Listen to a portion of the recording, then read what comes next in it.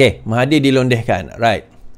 Now, dia ada 4 perkara di dalam pembelaan Anwar Ibrahim. Ada 4 perkara yang Anwar sebut sebagai fakta kes. Dia banyak sebenarnya. Kalau kita baca buku ni, saya kata banyak lagi. Tapi Anwar sebut 4 saja. Kenapa 4 je? Sebutlah semua. Buat apa nak panjang-panjang? Dia hanya perlu buktikan fakta itu benar. Cukup. Fakta 22 tahun, fakta 22 bulan. Okay, fakta dia bagi harta, bagi projek pada anak menantu dia, dan fakta dia bagi projek pada kroni. Cukup. Tak perlu nak sebut semua. Cukup apa yang membenarkan fakta tersebut. Baik, kita tengok. Dia ada 4 benda yang disebutkan. Pertama, bail out. Dia ada 5 sebenarnya. Saya tambah satu lagi. Sekejap, saya tambah satu lagi kot.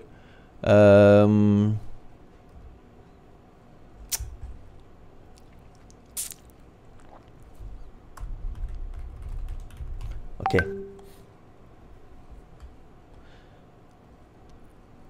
Okay, dia ada 5 fakta. Pertama, bailout untuk kumpulan perkapalan Berhad, kini dikenali sebagai Post Logistik Berhad semasa krisis keuangan 1997 bernilai 2 bilion ringgit. Pembelian kontrak secara langsung kepada Opcom Sdn Berhad bernilai 214.2 juta ringgit. Pemberian kontrak oleh Telekom kepada Opcom Kabel Sdn Berhad bernilai 11.157 juta ringgit. Pemberian lesen fabrikasi kepada Kencana Petroleum Berhad Mohzani, dan juga pemberian perwajar steel Eric Chia bernilai 5 bilion ringgit. Baik. Okey. Nah, kita kena faham pemegang majoriti Opcom ialah Norzita Zakaria yang merupakan menantu plaintiff dan isteri kepada anak ketiganya itu Mukris. Mirzan ialah pemegang saham yang lain untuk Opcom. Okey. Lag. Alah. Jap. Saya on balik.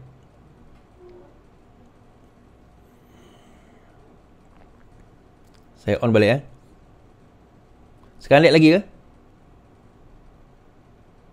Sekarang okey ke? Okay. Saya on balik.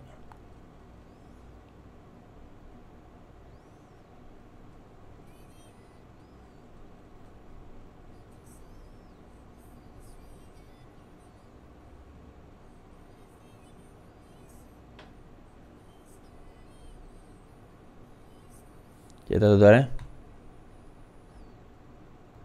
nanti boleh potong bahagian ni. Kalau siapa yang nak ambil video ni boleh potong bahagian-bahagian. Okay, bahagian ni boleh potong. Kejap.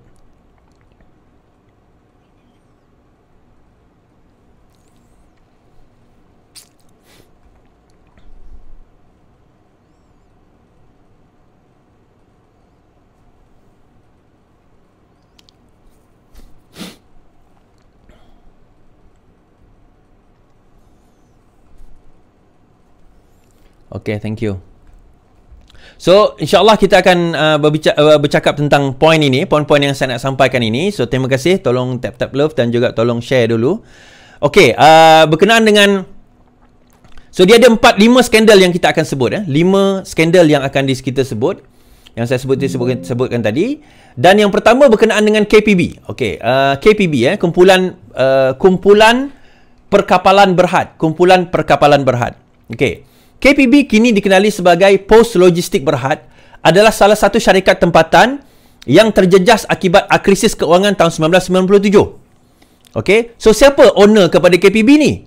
Yang pertama owner dia adalah anak sulung Mahathir, iaitu Mirzan, pemegang saham majoriti dan juga pengarah KPB ketika itu tahun 97. Aktiviti utama KPB ialah pembekalan, perkhidmatan dan pengangkutan kontena. Liability semasa atau net current liabilities bagi KPB adalah sebanyak 423.94 juta pada tarikh berakhir Disember 1997. Okey, itu KPB punya net current liabilities. Selepas Julai, Anwar Ibrahim yang juga Menteri Keuangan telah menerima satu permohonan dari bantuan keuangan daripada KPB dan atau Mirzan bagi pihak KPB. Permohonan tersebut telah ditolak oleh Anwar Ibrahim. Anwar tak nak. Masa itu ni 97, kita kena ingat zaman krisis keuangan, KPB menghadapi masalah keuangan yang teruk. So dia minta bantuan Anwar Ibrahim bagi dana atau bailout. Anwar tolak, Anwar kata tak nak. Seterusnya Mahathir pun berjumpa lah dengan Anwar Ibrahim. Yang ni siri ni ada dalam Anwar The Untold Story, pendek je. Ada the snippets dalam cerita tu dan mengarahkan Anwar untuk mencipta satu skim khas. Tujuan dia untuk bagi duit lebih kurang 2 bilion ringgit daripada pembendaharaan atau kantong negara bagi membantu KPB, syarikat anak Mahathir atau Mirzan, dalam hal ini, dalam hal nak selamatkan anak KPB ini. Anwar telah menggesa Mahathir untuk mempertimbangkan semula skim yang dinyatakan kerana adalah sukar untuk kita nak merasionalkan dan menjustifikasikan penggunaan dana pembendaharaan untuk nak selamatkan KPB pada waktu itu. Defendant yang juga menyatakan, defendant bagi tahu, Anwar bagi tahu kepada Mahathir, sekiranya Mahathir nak teruskan juga pengeluaran dana, maka perlu dibentangkan belanjawan tambahan kepada Parlimen untuk diluluskan. Tak boleh nak bagi nilai-wili, nak bagi macam tu je, tak boleh. Jadi pada masa itu Anwar tapi yalah, Mahathir kecewalah dengan jawapan Anwar dan menekankan bahawa kalau didedahkan di Parlimen, benda itu akan memalukan Mirzan dan juga dirinya sendiri sebagai Perdana Menteri. Walaupun Anwar enggan melayan permintaan KPB untuk bantuan keuangan dan beliau telah menjawab Mahathir seperti yang dinyatakan di atas, dependen kemudiannya memaklumkan kepada Tan Sri Muhammad Hassan Marikan, masih hidup lagi orang ni, yang merupakan Presiden dan CEO Petronas terdahulu, bahawa Mahathir telah mengarahkan Petronas untuk bail out KPB. Okey? So dalam tak sempat dia nak selesaikan masalah tu, dia terus minta tolong dengan Petronas, bukan minta tolong, bagi arahan pada Petronas. Tuan-tuan, ni saya nak bagi tahu. Ini saya nak bagi tahu kalau adik-adik semua nasib percaya cerita fitnah liwat, inilah sebab kenapa Anwar difitnah liwat. Nak letakkan Anwar dengan skandal rasuah, tak ada. Skandal penyalahgunaan wang, tak ada. Skandal itu, skandal ini, tak ada. Maka pada waktu ini 1997 wujud 50 dalil kenapa Anwar tidak boleh jadi Perdana Menteri. 50 dalil itu menyebut tentang skandal dengan bini orang, Samsida, skandal dengan itu, skandal dengan ini, dia main belakang dan sebagainya, macam-macam cerita. Sebenarnya cerita itu semua fitnah untuk untuk memastikan dia jatuh disebabkan keengganan dia untuk nak buat perkara songlap duit rakyat untuk nak bail out projek anak bini seperti yang kita dedahkan ini. Hari ini kita dedahkan setelah lebih 20 lebih tahun, dekat nak 30 tahun tuan-tuan, 20 lebih tahun dah kan, perkara ini kita dedahkan supaya nampak skandal fitnah liwat itu adalah tujuan untuk nak menutup skandal. Habis yang fitnah liwat 2, 1MDB. Fitnah Anwar mendedahkan 1MDB tahun 2011 di Parlimen. Fitnah liwat 2 digunakan untuk kenakan Anwar pada waktu itu. Baik, kita pergi kepada poin ini. So akhirnya dia daripada KPB dia minta pembendaharaan, tak boleh. Anwar tak bagi, so akhirnya dia minta dekat Petronas. Apabila mengetahui bahawa Mahathir berhasrat menggunakan Petronas untuk bail out KPB, defendant Anwar Ibrahim telah berjumpa dengan Mahathir untuk menyuarakan bantahan beliau terhadap perkara yang sama. Tetapi Mahathir tidak mengendahkan bantahan Anwar dan menyatakan bahawa Petronas berada di bawah kawalan pembendaharaan. Pada 6 hari bulan 3 1998, kita kena ingat Anwar dipecat September 1998. 6 hari bulan 3 1998, Petronas telah mengumumkan rancangan untuk mengambil alih aset-aset perkapalan KPB. Akhirnya Petronas ambil juga. Perkara ini dibuat menurut arahan yang diberikan oleh pelantif, oleh Mahathir. Pada masa itu Petronas berada di bawah kawalan dan arahan Mahathir menurut Seksyen 3 Akta Petroleum 1974 kerana beliau adalah Perdana Menteri. Perdana Menteri adalah pengurusi ataupun patron kepada Petronas. Sebagai Perdana Menteri, Mahathir juga mempunyai kuasa untuk mengeluarkan apa-apa arahan yang diberikan. Mahathir juga mempunyai kuasa untuk mengeluarkan apa-apa yang difikirkan sesuai kepada Petronas. So, nak membuktikan bahawa 22 bulan tu memang dia bail out anak dia. Pada hari yang sama, 6 hari bulan 3, MISC telah memeterai 2 dokumen persefahaman MOU bersama dengan Petronas dan KPB. Defendant menyatakan bahawa objektif untuk MOU adalah memudah atau facilitate pengambil alihan aset-aset KPB melalui pembayaran tunai kepada KPB. Kita kena ingat KPB tadi ada net liability sebanyak 400 lebih juta. Okay? So MOU itu, memorandum persamaan dengan Petronas ini, adalah MISC akan mengambil alih Petronas Tanker daripada Petronas. Pertimbangan pengambilan Petronas Tanker akan diselesaikan dengan pengeluaran saham baru kepada Petronas. Dia bagi saham. Setelah pengeluaran saham baru oleh MISC kepada Petronas, MISC akan menjadi anak syarikat kepada Petronas. MOU dengan KPB pula, MIC akan ambil alih syarikat Pacific Basin Box Shipping Limited yang dikenali sebagai PNSL Limited daripada KPB dengan 48.4% MIC juga akan mengambil alih daripada PSN Berhad yang merupakan anak syarikat milik penuh KPB. 51% kepentingan ekuiti yang dimiliki oleh PNSL dalam Asia LNG Transportation dan juga Asia LNG Transport 2 Sdn Bhd. 9 buah kapal dan 2 kapal yang baru dibina dikendalikan oleh PNSL. Yang ni dia akan ambil alih. Okey. Pada 12 hari bulan 11. Okey. 12 hari bulan 11 Anwar dipecat bulan 9. 2 bulan kemudian. Transaksi 2 bulan setelah Anwar dipecat sebagai Menteri Keuangan dan kemudian Mahathir mengambil alih sebagai Menteri Keuangan. Kita kena ingat Mahathir ambil alih daripada Menteri Keuangan sebagai Menteri Keuangan. Okey. Mahathir ambil alih sebagai Menteri Keuangan. Itu kita kena ingat. So, pengambil alihan tersebut, masa bila pengambil alihan tersebut? Pengambil alihan tersebut berlaku pada setelah Anwar Ibrahim dipecat dan sebagai Menteri Keuangan. Okey, ini yang perkara yang kita kena faham. Setelah mengambil alih pada bulan 11, 9 dipecat, bulan 11 Anwar sebagai Menteri, Mahathir sebagai Menteri Keuangan. Mahathir sebagai Menteri Keuangan, telah berlaku antara MIC, KPB dan syarikat penuh PNSLB Berhad. MIC telah mengambil alih PNSL Limited daripada KPB dengan pemberian tunai sebanyak 55 juta USD atau 209 juta. Kemudian MIC juga telah mengambil alih equity dan aset anak syarikat KPB dengan nilaian 165 juta USD atau 627 juta ringgit, membawa kepada hampir 1 bilion ringgit transaksi. Okey, yang ini boleh baca sendiri, 51% ini. Okey. Anwar menyatakan bahawa transaksi MIC KPB telah berlaku di bawah bidang kuasa Mahathir semasa beliau Perdana Menteri dan Menteri Keuangan. Anwar dipecat September, dia ambil alih bulan 11, dia selesaikan perkara ini. Anwar ditangkap okey, pada September itu dipecat bukan belum ditangkap lagi, pecat. Menurut transaksi, KPB telah menerima sejumlah 220 juta USD ataupun 836 juta ringgit daripada MIC Petronas untuk tahun kewangan pada 1998 Disember. Akibatnya, pada awalnya, pada Disember 97, kerugian KPB adalah 189.788 juta untuk kewangan tahun berakhir. Disebabkan oleh transaksi yang dibuatkan oleh Mahathir tadi, disebabkan Mahathir buat benda itu semua, KPB kemudian melaporkan keuntungan sebanyak 126.53 juta ringgit dalam masa setahun. Disember 97 tadi dia rugi 189 juta. Disember 98 dalam zaman keuangan zaman kemelesetan ekonomi, zaman krisis keuangan pada waktu itu, tiba-tiba company KPB untung 126 juta.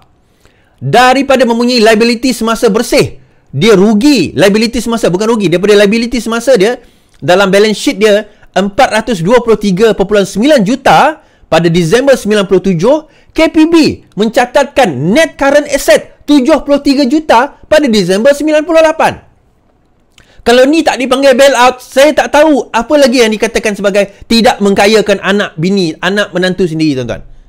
Satu ni sebenarnya dah cukup dah. Tetapi tak cukup. Anwar dedahkan lagi. Perkara kedua, Opcom Sdn Bhd. Opcom Sdn Bhd adalah sebuah syarikat yang menjalankan perniagaan fiber optik. So, dalam pada ini, anak ketiga plaintiff, Mukhris bin Mahathir. Mukhris adalah pengarah Opcom dari tahun 94 sehingga 2009. Dan isteri Mukhris, Norzita Zakaria, pemegang saham majoriti Opcom dan pengarah syarikat daripada tahun 99. Mirzan juga adalah pemegang saham Opcom. So, tiga-tiga menantu dan juga anak Mahathir pemegang saham Opcom. Okey. So, nak pegang saham apa? Masalahnya is okey lah tu. Baik. Pada tahun 2003, ini saya silap sikit semalam. Mahathir meletak jawatan sebagai menteri dan Perdana Menteri dan Menteri Keuangan pada penghujung 2002. Saya kata 2004 semalam. Tak, sebenarnya 2002. Tapi tak mengubah fakta. Pada tahun 2003, Menteri Keuangan pada masa itu adalah Jamaluddin Jarjis. Menteri Keuangan adalah Jamaluddin Jarjis.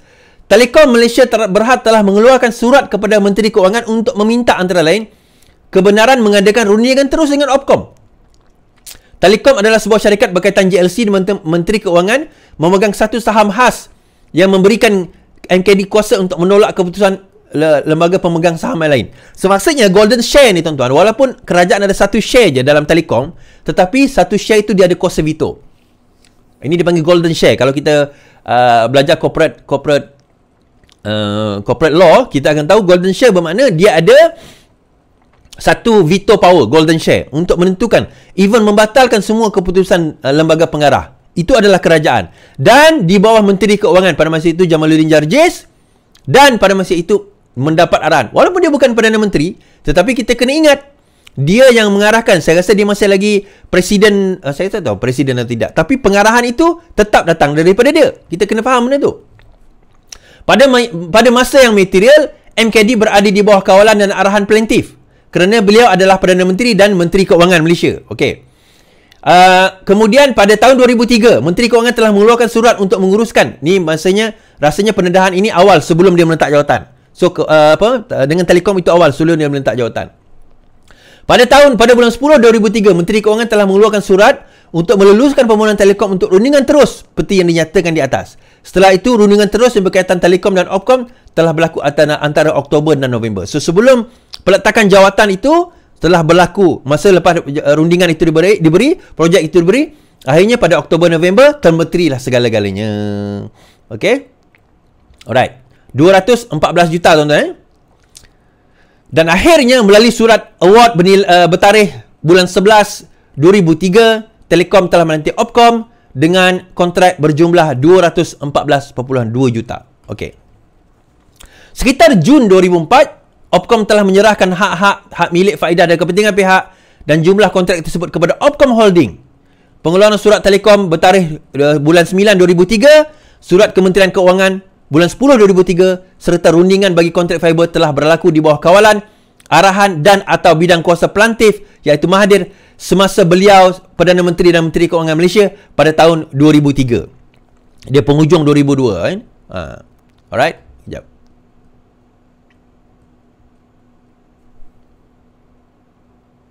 Sorry, dia quit Menteri Keuangan 2003, betul. Ya, betul. Dia pada masa itu dia berhenti sebagai Menteri Keuangan pada tahun 2003. Sorry, saya silap.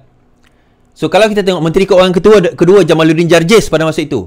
Jadi saya betulkan sikit. So satu surat award tahun 2003 kan, tahun 2003 dia berhenti sebagai Menteri Keuangan pada tahun 2003. Okey. Pada November 2003 dia berhenti sebagai Menteri Keuangan pada November 2003. So benda ini masih lagi di bawah kawalan beliau. Melalui surat award bertarikh bulan 11 2003, sebelum dia meletak jawatan, dia telah Telekom iaitu di bawah kuasa beliau telah melantik Opcom sebagai kontraktor bagi pembekalan kawal kabel fiber optik bernilai 214 juta. Dan akhirnya pada 2004 segalanya diserahkan. Pengeluaran surat Telekom bertarikh bulan September 2003. September 2003, di mana pada masa itu beliau juga adalah Menteri Keuangan, dan juga surat Kementerian Keuangan bertarikh 7 hari bulan 10 2003. Baik. Opcom Kabel Sdn Bhd. Okey, Opcom Kabel Sdn Bhd. Ini satu lagi syarikat. Yang ketiga, adakah cukup tadi Opcom? Tak cukup. Kita bawa lagi company ketiga. Opcom Kabel Sdn Bhd pula. Baik. Opcom Kabel Sdn Bhd dimiliki oleh siapa? Pertama, Mirzan, anak pertama daripada 94 sehingga 2021, pengarah Opcom Kabel Sdn Bhd. Mohzani, anak yang kedua, pengarah Opcom daripada 2009 sehingga 2019. Mukhris, pengarah Opcom dari tahun 94 sampai 2009. Dan isteri Mukhris, Nozita Zakaria, dari tahun 95 sehingga 2021. Okey. Opcom ini telah mendapat kontrak bernilai 11.5157 juta daripada Telekom pada 2018. Tadi kita cerita tahun 98 97. Dia jadi Perdana Menteri tahun 2003. Yang ini dia jadi Perdana Menteri lagi 22 bulan. So dia bagi projek pada masa ini 2018. 10 hari bulan 5 2018, sewaktu dia jadi Perdana Menteri. Okey. Jadi Perdana Menteri 9 Mei, kita kena ingat saya ingat tarikh ni. 9 Mei 2018 kita menang. 10 Mei dia angkat sumpah. Okey. Selepas pilihan raya 10 Mei dia angkat sumpah, dia jadi Perdana Menteri. Kontrak itu telah diluluskan terus sebelum jemaah menteri dibentuk, tuan-tuan. Sebelum Mahathir bentuk jemaah menteri dibentuk, Menteri Keuangan dibentuk pada bulan 7 2018. Nanti ada orang tanya, masa tu Menteri Keuangan bukan Lim Guan Eng ke? Tak, Lim Guan Eng belum dilantik. Kelulusan itu diberikan oleh Mahathir sebelum pelantikan Lim Guan Eng sebagai Menteri Keuangan. Menteri Keuangan dilantik pada bulan 7 Julai 2018. Mahathir angkat sumpah sebagai Perdana Menteri bulan 5. Bulan 5 ke bulan 7 itu, dia bagi projek kabel kepada Opcom. Tak habis lagi. Itu menjawab 22 bulan. Yang tadi menjawab 22 tahun. Kencana Petroleum Berhad. Yang ni 22 bulan juga. Pada tahun 2001. Anak kedua pelantik Mozani telah menubuhkan sebuah syarikat bernama Kencana Capital Sdn Berhad dan mengambil alih fabrication. Dia ambil alih fabrication. Yat tersebut dilumut dengan melabur dalam HL Engineering. Pada tahun 2002, Petronas telah memberi satu lesen fabrikasi offshore structure yang besar kepada Kencana Petroleum, walaupun baru ditubuhkan. Company baru tubuh, Petronas bagi projek besar pada dia sebab anak Mahathir. Pada masa tersebut diberikan Kencana Petroleum, pelantif adalah Perdana Menteri dan Menteri Keuangan.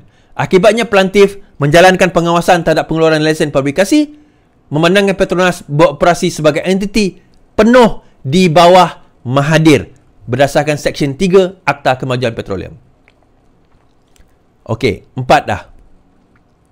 Ini pula 22 bulan, 22 tahun. Sekarang ini kroni. Siapa kroninya? Pewajar Steel. Dia banyak, tapi ini salah satu. Dalam kes ini dibawa Pewajar Steel. Dalam tahun 95, Anwar Ibrahim sewaktu beliau menjadi Menteri Keuangan dan Timbalan Perdana Menteri telah menerima satu laporan daripada Kementerian Keuangan dalam Lembaga Pengarah Kumpulan Syarikat Pewajar mengenai kerugian besar yang ditanggung dan kegagalan untuk mematuhi prosedur dan amalan keuangan standard. Anwar kemudian mengarahkan supaya Jawatan Kuasa Tender dan Keuangan ditubuhkan oleh Lembaga Pengarah Pewajar. Apabila wakil tersebut di Pewajar membangkitkan perkara yang sama, pengarah urusan kumpulan pewajar iaitu Tan Sri Eric Chia telah memaklumkan bahawa Mahathir telah diberi taklimat dan beliau memberi kebenaran pengarah urusan untuk berbuat sesuka hati. Kan? Apa tujuan Eric Chia jumpa Mahathir? Apa tujuan Eric Chia jumpa Anwar? Minta Anwar bail out pewajar. Pada tahun 96, kumpulan pewajar menanggung kerugian besar yang telah menerima dana suntikan oleh pembendaharaan negara. Pembendaharaan tidak dapat menolak permintaan tersebut kerana Mahathir telah mengarahkan supaya Eric Chia diberi sokongan dan latitude untuk mengendalikan syarikat pewajar. Menurut laporan audit PricewaterhouseCoopers, kumpulan pewajar tidak solvent. Pewajar memerlukan sekurang-kurangnya 2 bilion ringgit untuk memastikan supaya kumpulan tersebut kekal sebagai usaha berterusan. Sorry, saya sebut tadi 5 bilion, sebenarnya 2 bilion. Yang 5 bilion tadi tu, 5 bilion tu PKFZ. Itu skandal lain. Tak ada disebut dalam ni. PKFZ skandal lain. Sepanjang 96 dan juga 53 bilion untuk tahun 96 hingga tahun 2000. Berdasarkan akaun pengurusan setakat Disember 95, kumpulan tersebut mempunyai liability semasa bersih. Net current liability 926 juta, hampir 1 bilion.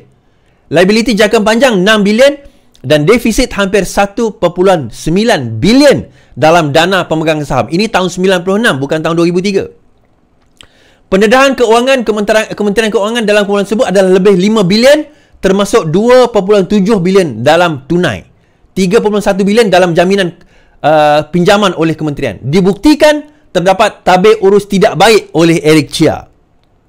Namun begitu, pada Disember 1996, Anwar telah membentangkan usul dalam parlimen untuk meluluskan suntikan kepada pewajar Steel atas arahan Mahathir. Dan pengurusan syarikat tersebut diselia oleh PwC.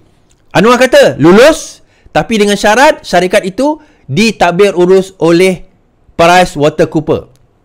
Anwar juga telah membentangkan dapatan awal laporan di atas. Setelah pembentangan usul yang mendapat liputan luas, Mahathir telah menyoal Anwar mengenai keperluan untuk membentangkan dapatan ataupun orang kata menota daripada PricewaterhouseCoopers dalam parlimen. Kenapa nak bentang dalam parlimen? Mahathir kemudian terus menyokong Eric Chia walaupun beliau telah diberi taklimat oleh PricewaterhouseCoopers mengenai dapatan pihaknya. Pada pertengahan 98, PricewaterhouseCoopers telah menyerahkan laporan lengkap kumpulan pewajar kepada Mahathir, Anwar Ibrahim dan juga Government Bank. Sebelum Anwar dipecat. Terdapat pinjaman besar yang diambil oleh syarikat tersebut dan salah urus yang teruk, gross mismanagement, oleh pihak pengurusan yang diketuai oleh Eric Chia.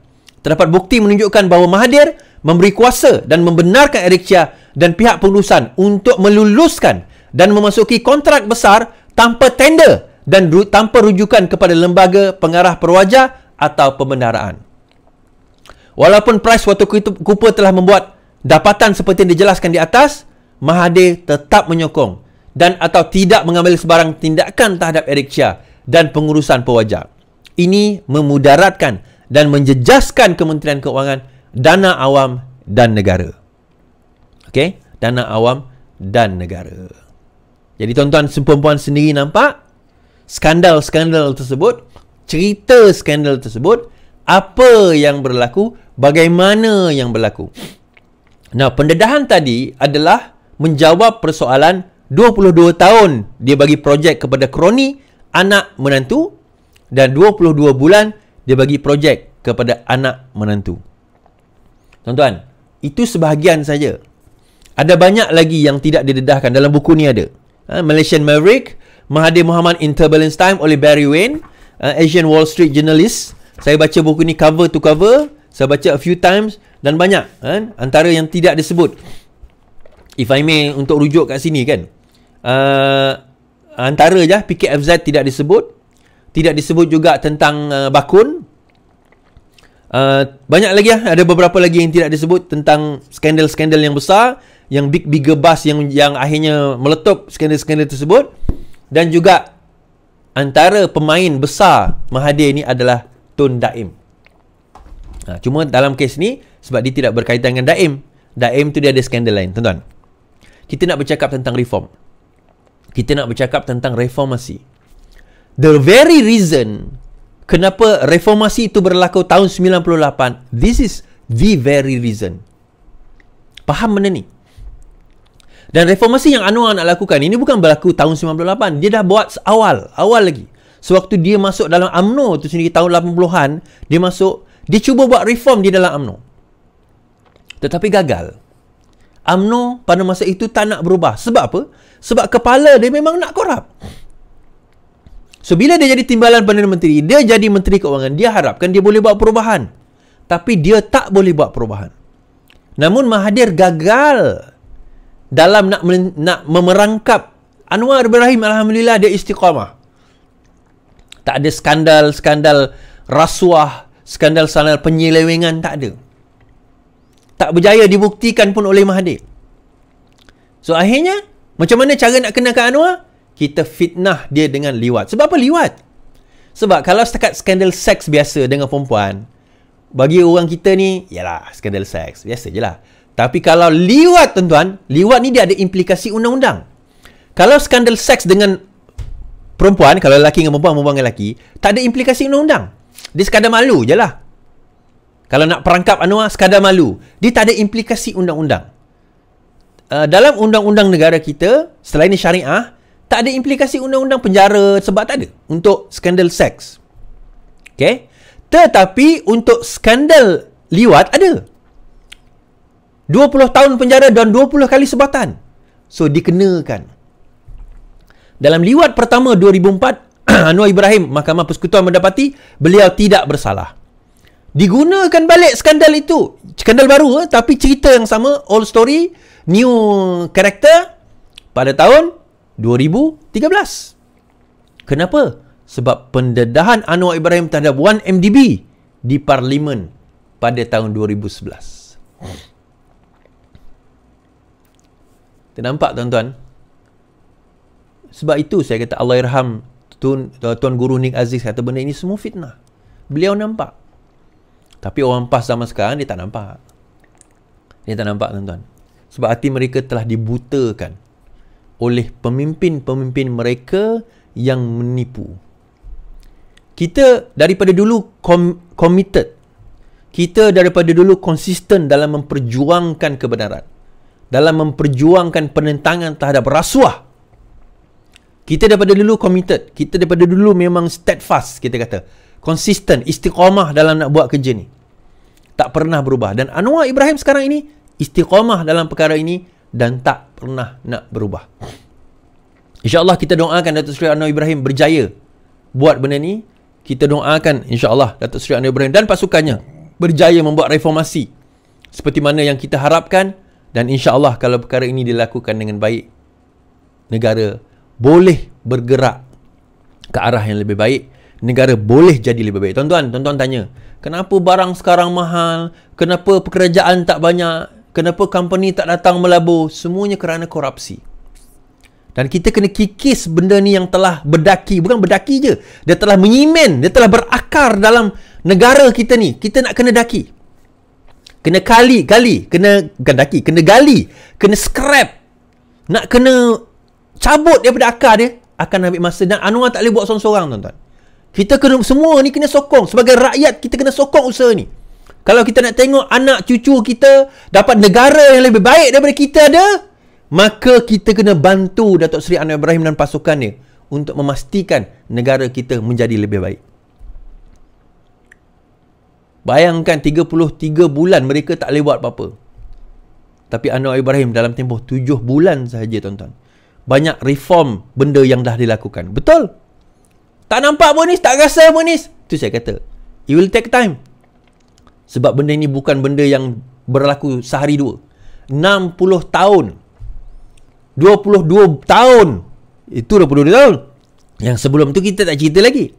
22 tahun dia memerintah, campur pula dengan zaman Najib memerintah. Kan?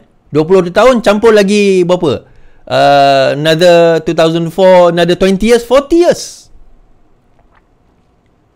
Corruption itu berlaku. Kita expect kita boleh tarik benda tu dalam masa semalam 2 malam. It will take time. Tetapi at least kita buat. Kita berusaha. Tuan-tuan ingat orang tumbuk saya tu, itu saya terfikir, itu orang tumbuk saya. Macam mana ancaman terhadap Perdana Menteri agaknya lagi teruk daripada itu.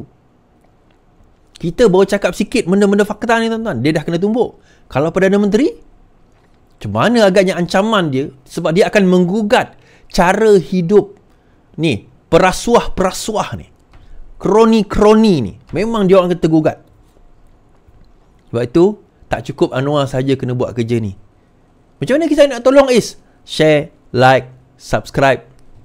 Sebarkan video-video sebegini kalau tuan-tuan tak mampu buat yang lain. Okay? Hashtag kita gempur, insyaAllah. Baik, saya esok petang akan ada di tengah hari esok lah mungkin. Saya akan ada di Sungai Petani, UiTM Merbuk. Sungai Petani, UiTM Merbuk. Di mana ada town hall di antara Datuk Seri Anwar Ibrahim dengan pelajar-pelajar UiTM. InsyaAllah saya ada kat situ. Kita ada program gerakan, kita ada program juga penerangan pusat. Program penerangan pusat bersama dengan Ketua Penerangan, Ketua Cabang di Kedah esok hari malam, dan juga di Penang esok malam Ahad malam Isnin lah. Kita akan ada bersama dengan Ketua Cabang dan juga Ketua Penerangan.